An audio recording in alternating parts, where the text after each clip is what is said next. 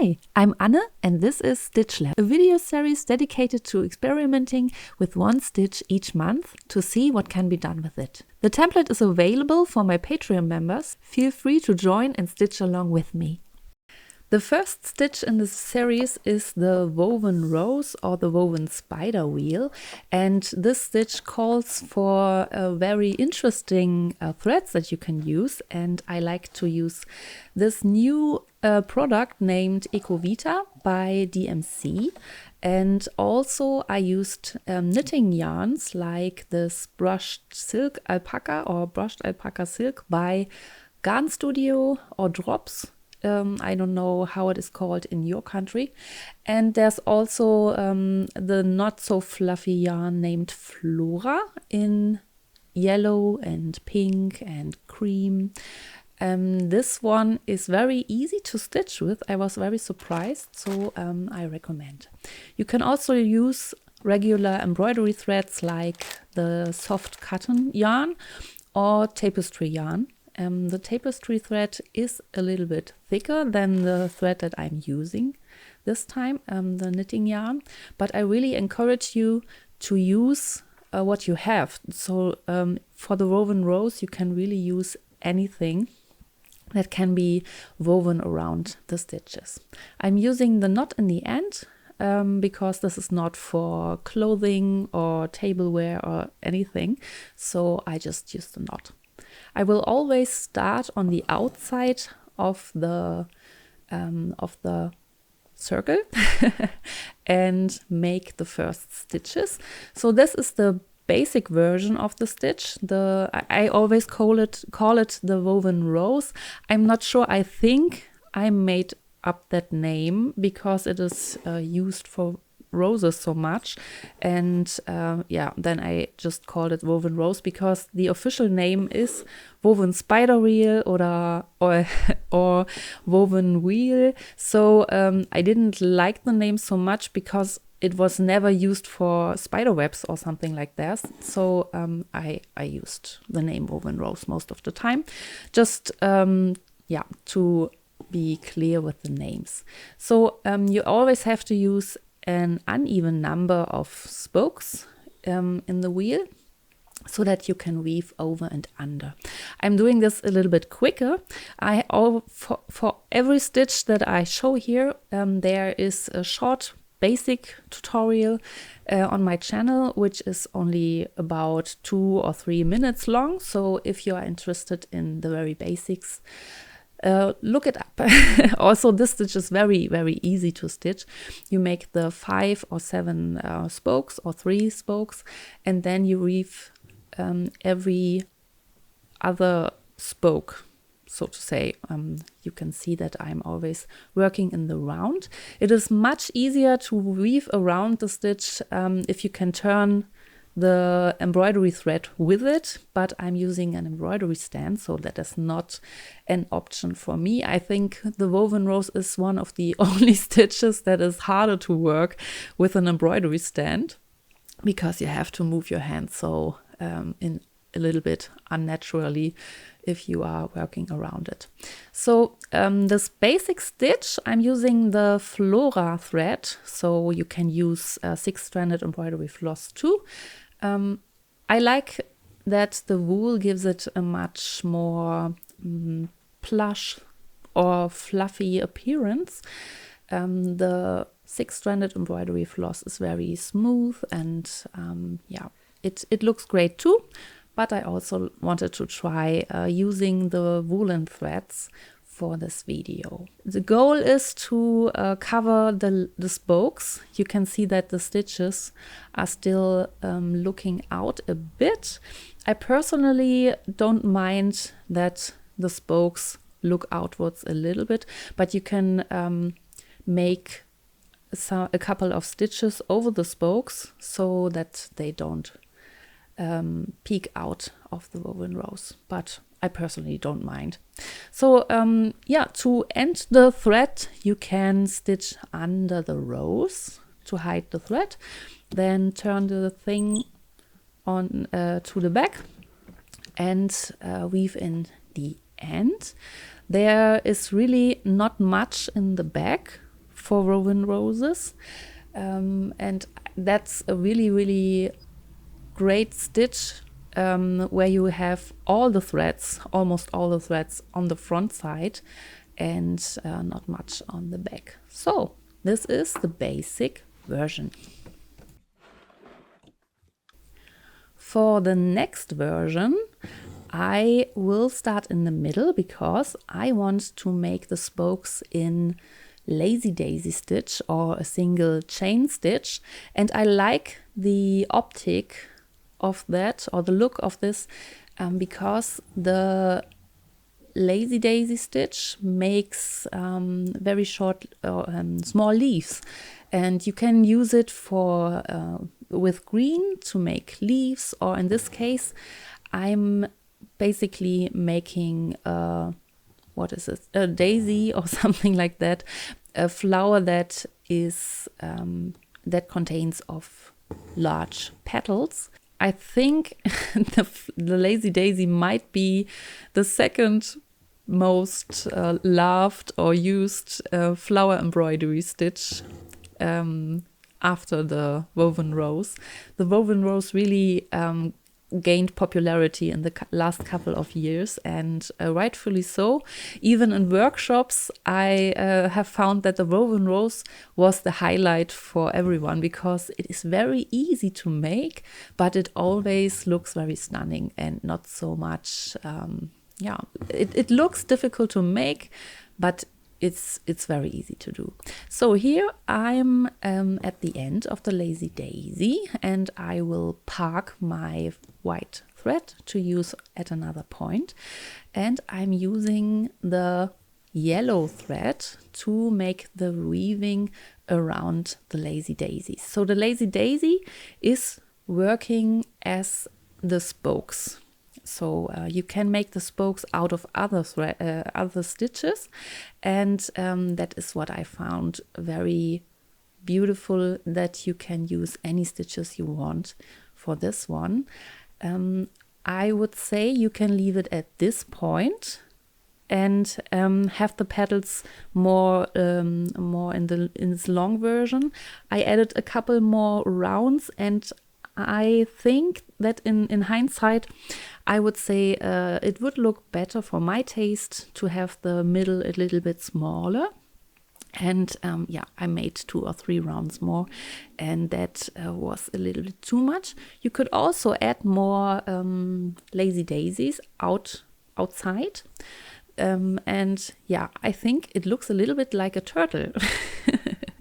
With the feet sticking out on the sides and the head in the top. I found it a little bit turtle-like. So the next one is a 3-spoke woven rose, and I really hated doing them the first time I tried them. Because, I don't know, it is really hard to wrap your head around the 3 spokes, because I don't know, it really it is a little bit mind-boggling, but once you get the hang of it, it works too. So I made a mistake here, and once again I made a mistake. So you go over 1 spoke and then under the next one, and because there are 3 spokes, it is really hard to remember which one is which. It was this one rose that really broke my head, and I didn't really know what to do. So then I got the hang of it, and then it worked. So if you don't get it right away, you can see even someone like me who has been dealing with embroidery stitches for a really, really long time is still struggling sometimes to get the hang of a stitch. So don't be hard on yourself if you don't get it. But I think that the small roses, the 3-spoke roses, really came out very, very prettily. Pretty, I think. So it was worth the hustle.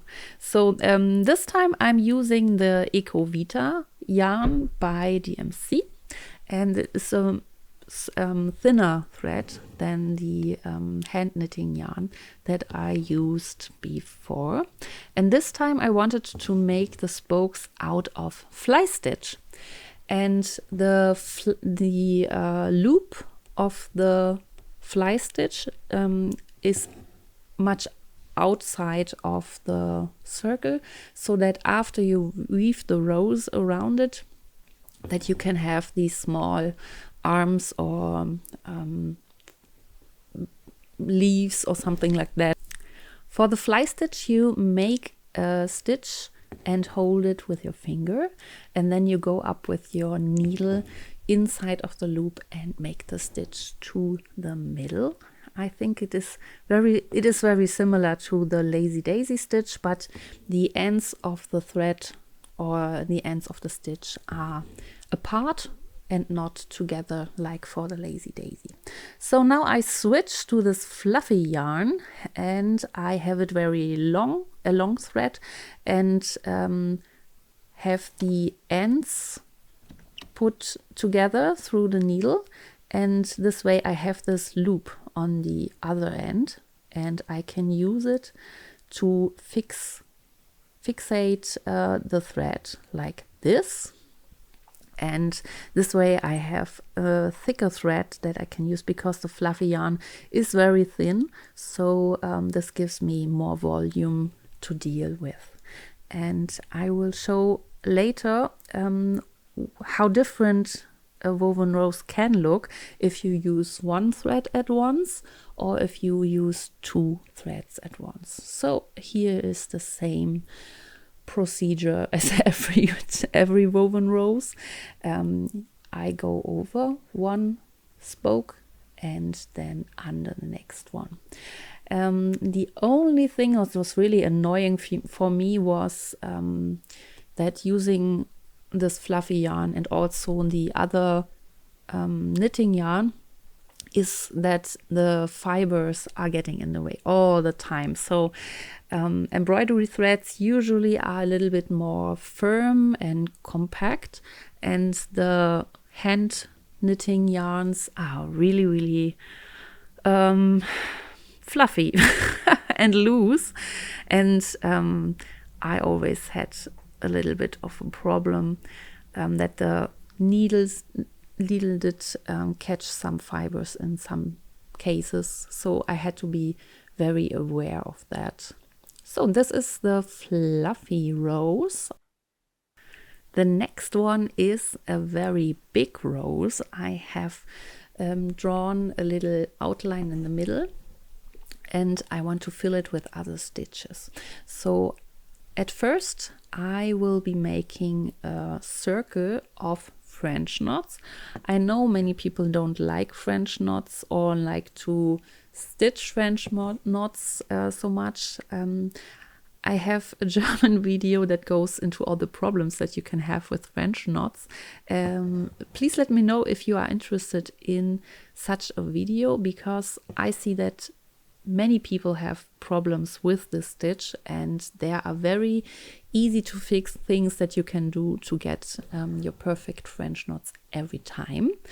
Other than that, I think projects like this, where you do a circle or something, are very good projects to practice your French knots, because they are not so prominent in the end, and it's not that important to get everything perfect all the time.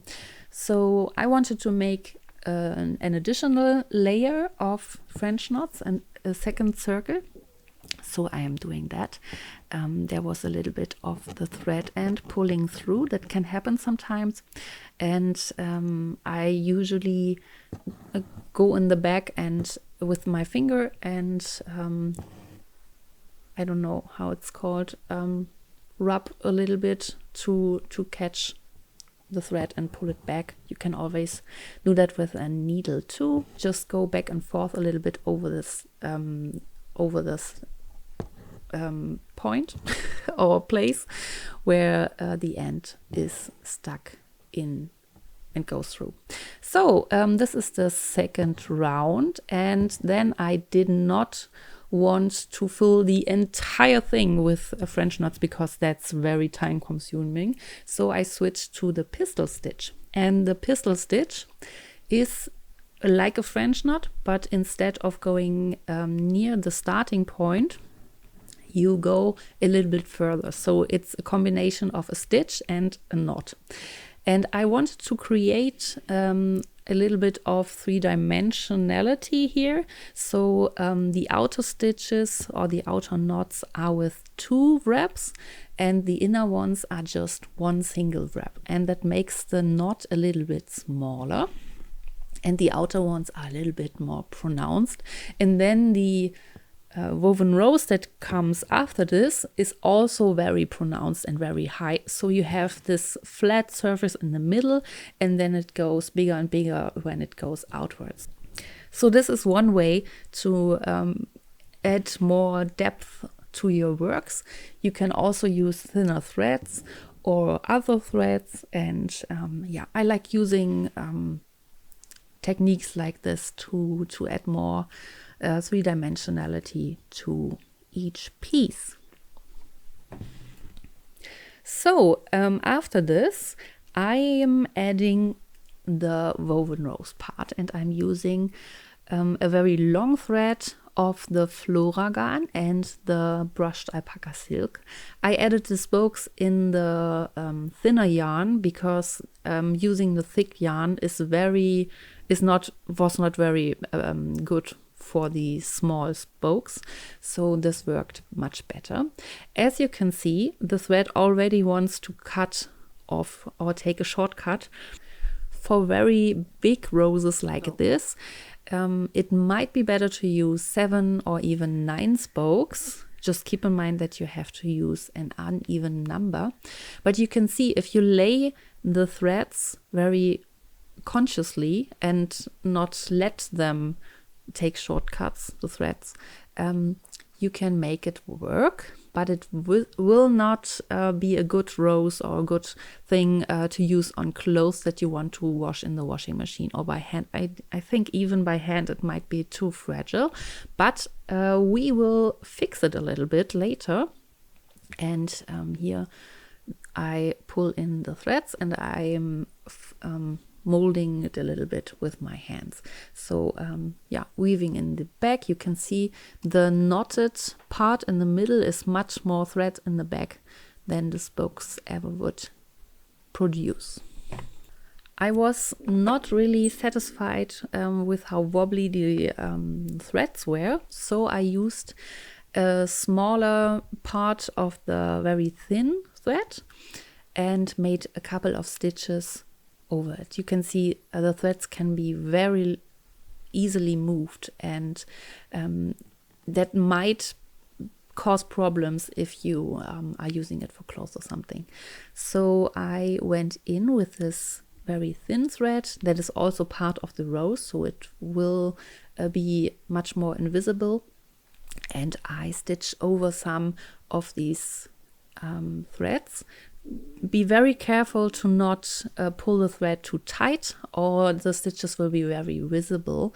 I think I could have done a better job. I think if you know that there are stitches, you can see them, but most of the time you won't look so close. So this worked very well. So I made 4 stitches over the very wobbly parts, and that helped a lot. So this prevents a little bit that the woven rose will change so much over time. You can see that I can't pull it as much as before.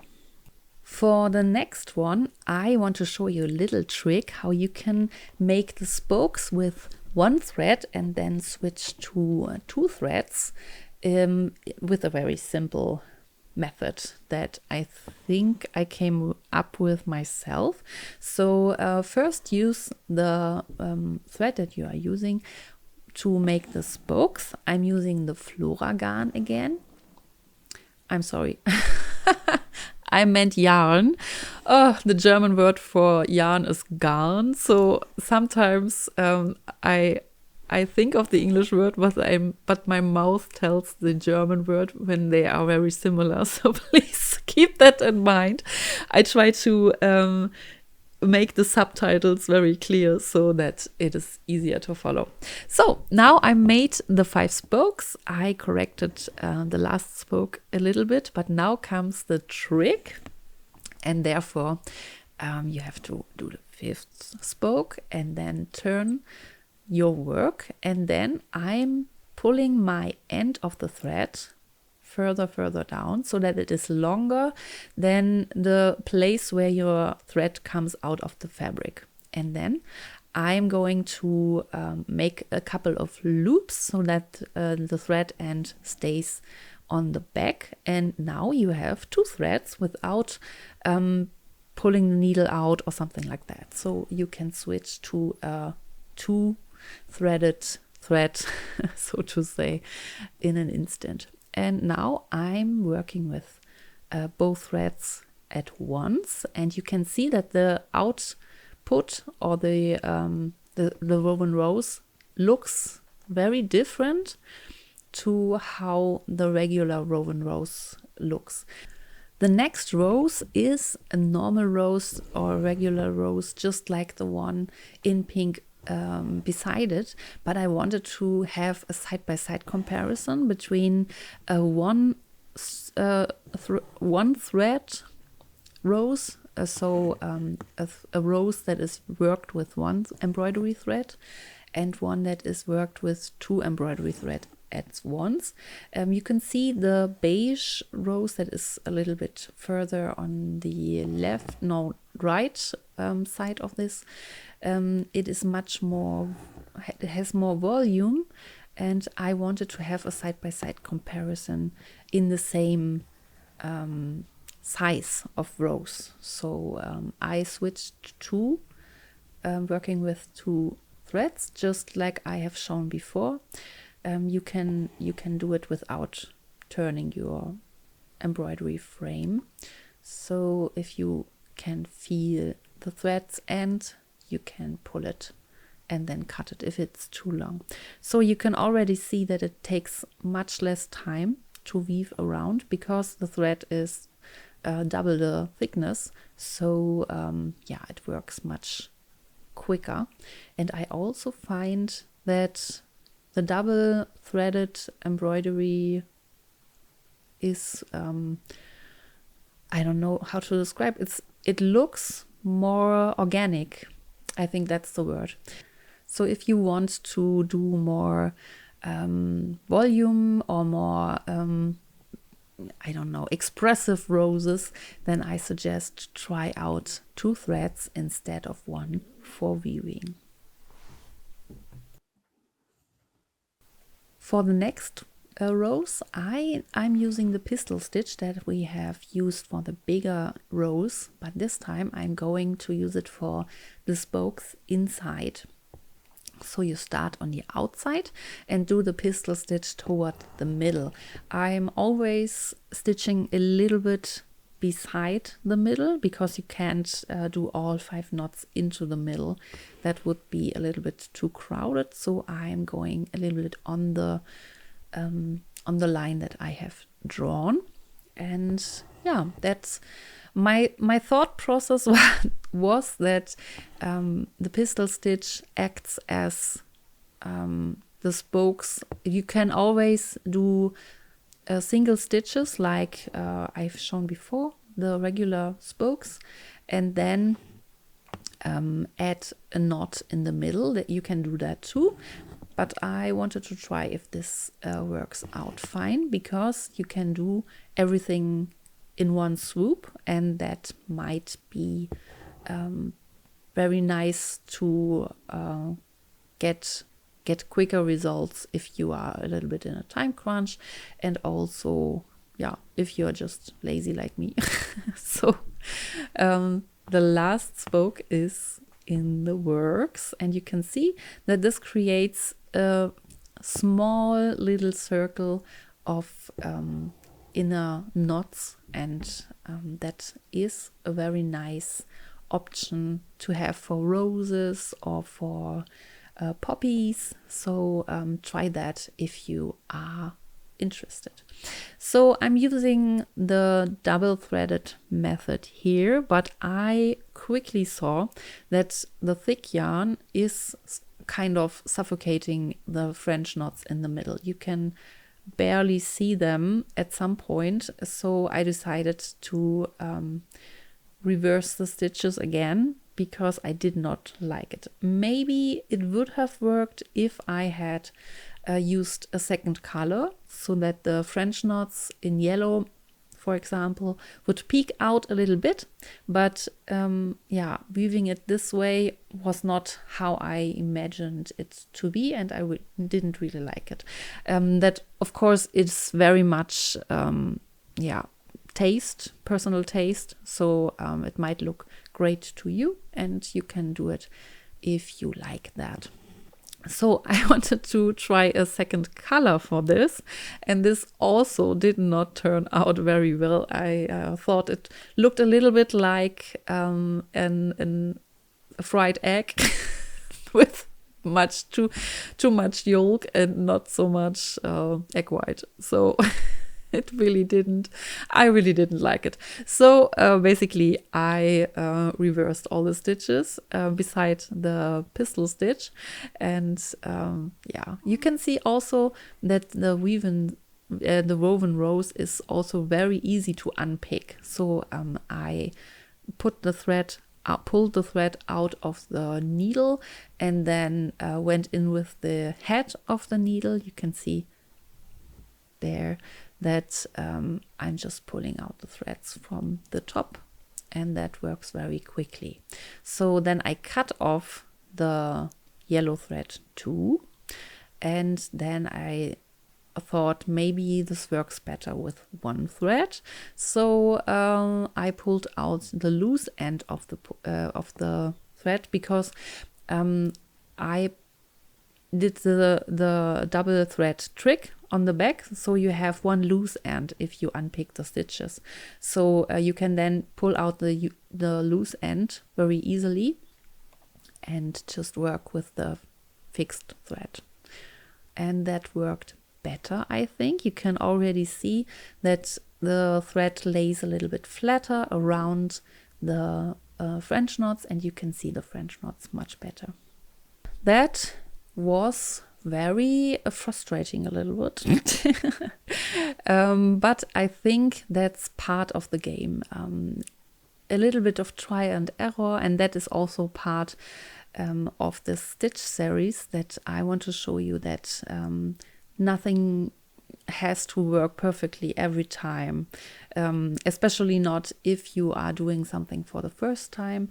And sometimes if you experiment a little bit, it's completely normal that some things don't work out the way you might want them to be in the first try. So don't be hard on yourself and just try out a little bit.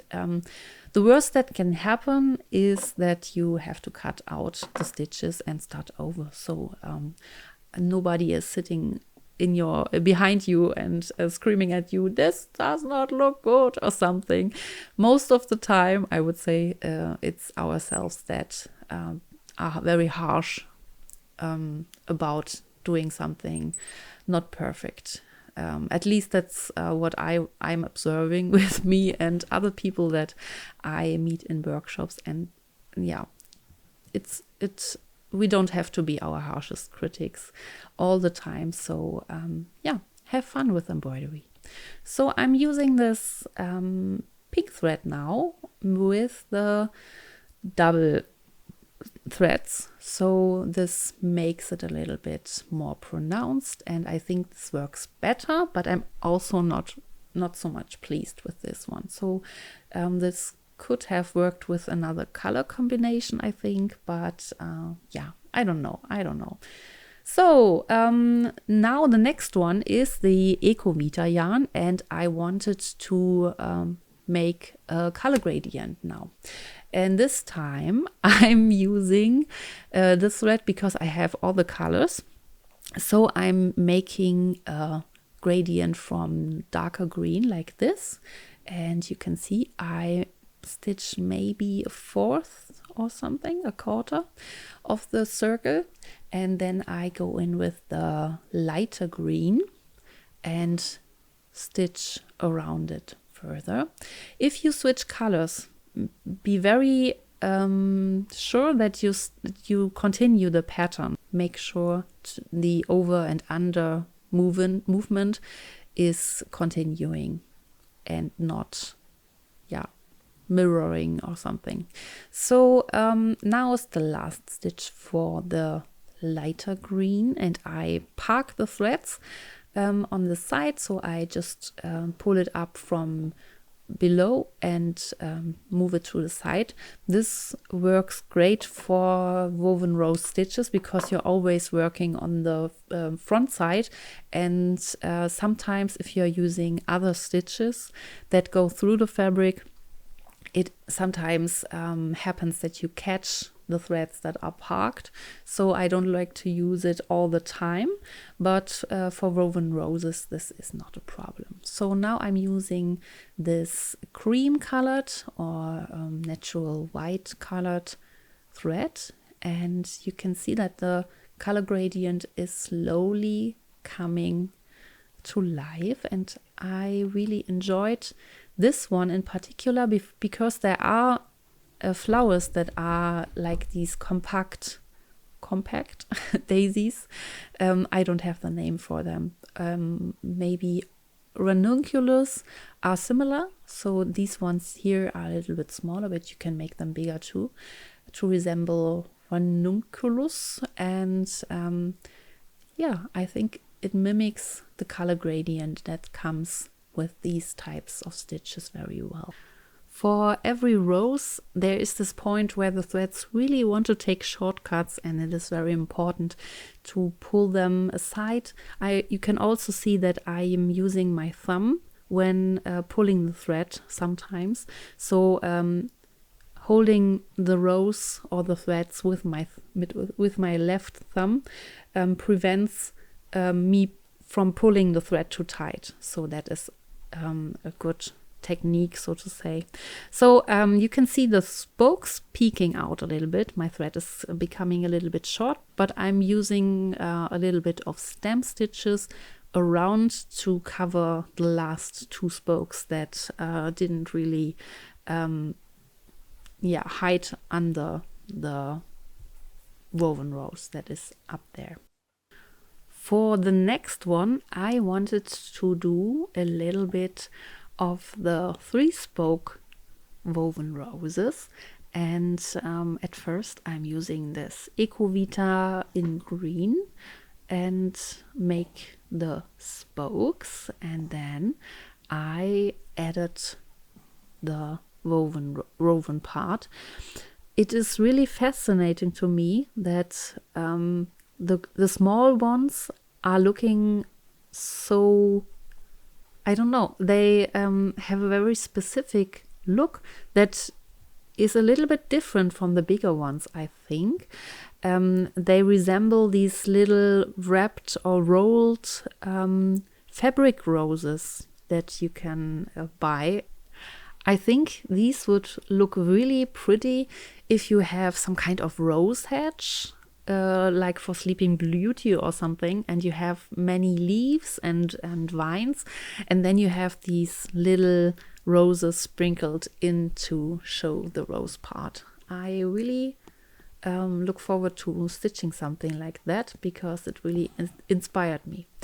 So I wanted to try the Lazy Daisy spokes for the small roses to see how they hold up in this scenario too.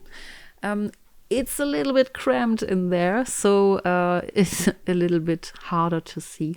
You can also see that sometimes when the stitches are not really perfect or are a little bit longer on one side, then I would just go in with the needle and move it around from left to right or from top to bottom a little bit, so that the threads become a little bit more evenly spread and not so much on one side. So I go in with the needle from the inside and then weave around it, just like shown for the other roses.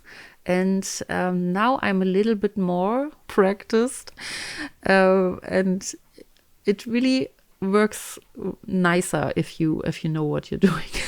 So you really don't need a lot of practice. I did 3 or 5 in the end of these little roses, and yeah, after the first rose that was a little bit mind-boggling to me, it worked much easier, as you can see. So I'm doing a little one, and I'm not filling the entire circles like I did with the other ones, and it looked quite nice too. For the next stitch, I wanted to add a little bit of greenery before weaving, and for that I'm using the feather stitch. Feather stitch is similar to the other looped stitches like chain stitch or fly stitch. So you make the loop from left to right, and then you start the loop, the next loop. And as I said, you can see many of the basic tutorials for all the stitches in my YouTube channel. So I made these very short videos so that you can learn them very easily without the distraction of me talking over it or something like that. And yeah, this is the feather stitch. So the feather stitch might be easier to stitch if you add a second circle of lines so that you can orientate, so that you can see where you have to stitch. But since the woven rose will be over this one too, there will just be a couple of stitches peeking out of that, so I'm not worried about making it perfectly round. And yeah, I'm trying my best to work between all these fluffy stitches here, and I think it would have been very much easier to stitch if I had spread the circles a little bit more further away from each other, but yeah, it worked out. So I'm doing the last stitch in a second, and I secure it by going under the first loop stitch and then make a feather stitch out of it. So you have a closure without yeah, a last stitch. So then there's weaving time. I'm using 1 thread of the I think this is the Flora yarn again. I liked this yarn very much. I think you can, it's not quite sock yarn. Sock yarn is very tightly spun so that it can withstand the abrasion that comes with walking on your socks. So it is a very sturdy yarn, and I think sock yarn is a great choice if you want to have a lot of yarn for not so much money. And sock yarns are available in wool or in other materials too. I would recommend natural materials, but if you have a lot of threads available on your stash, you can try using it for embroidery too.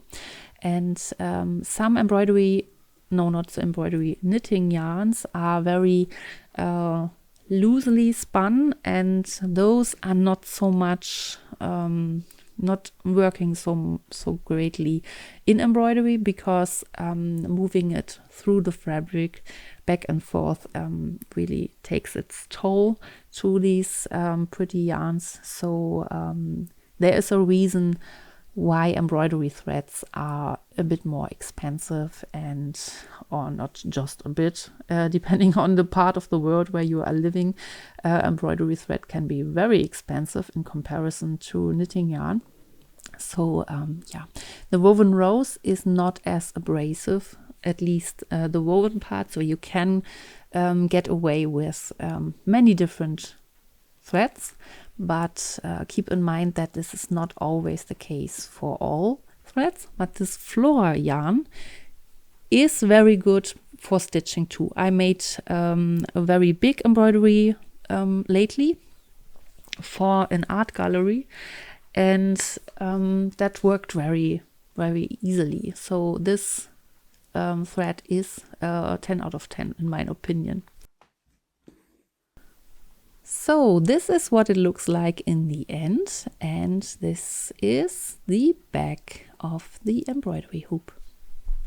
Let me know in the comments which one of these variations is your favorite, and maybe you have another idea that you could try, and I'm looking forward to conversations in the comments.